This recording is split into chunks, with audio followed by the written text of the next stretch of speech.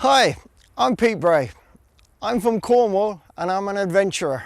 My biggest passion is kayaking and I'm always looking to push myself that little bit further with more extreme, challenging expeditions. The truth is, Bray is in a league of his own.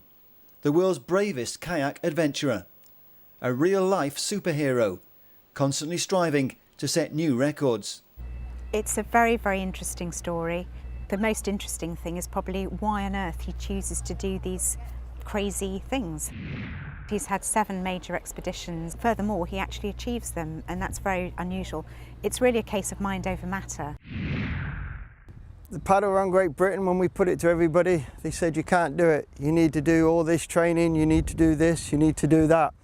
All you need is the boat, the willpower and the mental attitude. Pete's circumnavigation of mainland Britain was in a 2-man kayak, with a partially sighted friend and no external support. When you finish something like that, you know they say it can't be done and you've just proved all the doubters wrong. It's a great feeling, which led me on whilst paddling around. I actually said, let's paddle the Atlantic. Everybody laughed and said it can't be done.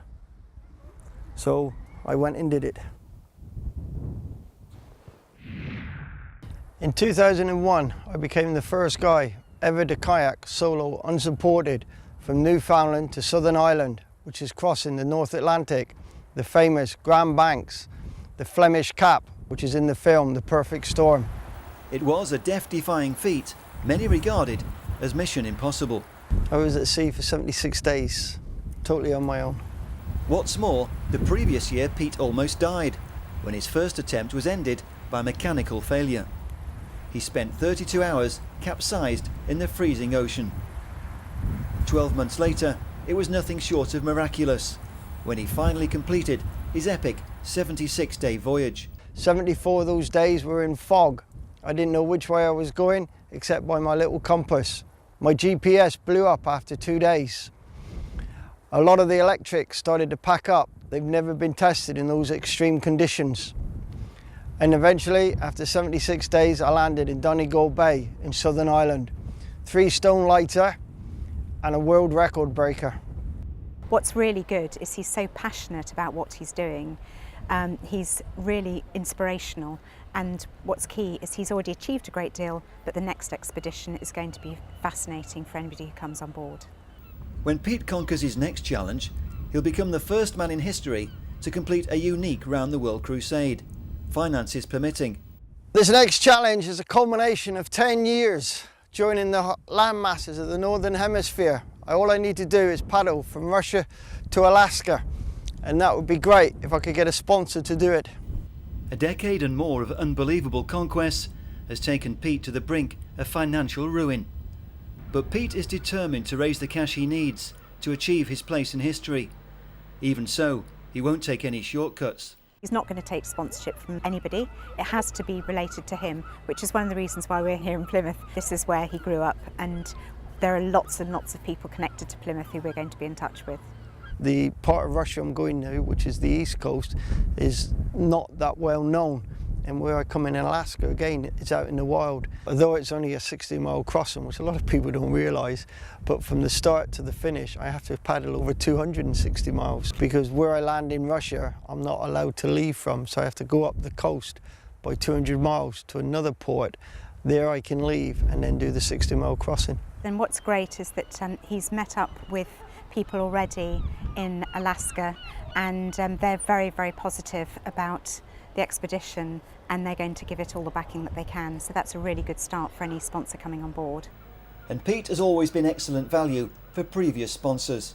In 2004, the Pink Lady expedition, sponsored by the Apple brand, hit the headlines. And Pete won a Bravery Award when disaster struck at the end of this latest Atlantic crossing. The difference with this one is I was asked to do it with 3 other guys that had all come from a rowing background. Eventually they got me up to their standard of rowing and we set off. It took us 39 days to get across. We had excellent conditions until the end when we got hit by Hurricane Alex. Pete literally saved their lives. He managed to locate and inflate the life raft. He located the grab bag with the sat phone in it. He called the Coast Guard, and the Apple-sponsored event resulted in all 4 of the rowers safely picked up by a banana boat, which is one of the little comical twists in the tale. A few months after, I got a letter saying I'd been awarded the Bronze Medallion Award for saving lives, which the other 3 guys had put me in for. I was both very proud and also, I hate to say it, I was also embarrassed because that's not me. I do what I do. And I was chuffed that they thought I deserved such a high esteem. His natural inclination is to be very modest and to not shout about what he does. Truth is, the media love Pete, and knowing that we're going to get some international coverage, knowing that we're going to be producing a documentary, means that we know we can guarantee global coverage. All I need now is a good sponsor to help pay for this last challenge, which has taken 10 years to accomplish. I will be the only guy ever to have done this challenge. And that will make this former SAS sergeant the king of the kayakers.